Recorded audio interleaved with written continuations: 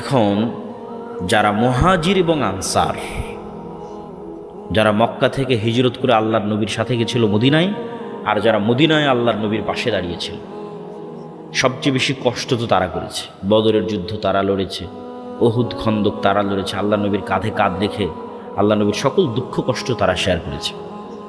আর আল্লাহর নবীকে সবচেয়ে বেশি কষ্ট দিয়েছে মক্কার মানুষ।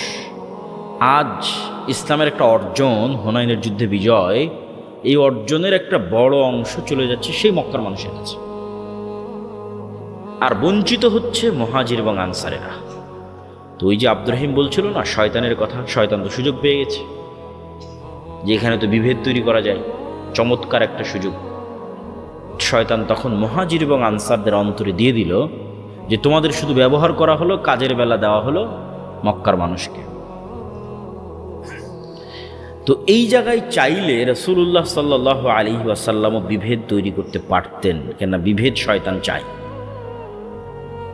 আপনাদের ভাষায় যদি বলি, বাংলাদেশের ঐতিহাসিক প্রেক্ষাপটে যদি বলি, যে মুক্তিযোদ্ধা বনাম রাজাকার, এইভাবে একটা দেশের মানুষকে বিভক্ত রাখা, এটা হচ্ছে ভারতীয় রাজনৈতিক বয়ান।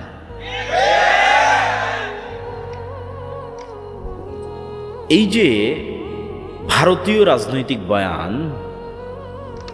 এই বয়ানটা আপনি ওই সময়ের প্রেক্ষাপটের সাথে মিলান যে রাসূলুল্লাহ সাল্লাল্লাহু আলাইহি ওয়াসাল্লাম চাইলে ওই সময়ে যে শয়তান যে বিভেদ তৈরি করলো, সেই বিভেদটা কিন্তু চলমান রাখতে পারতেন।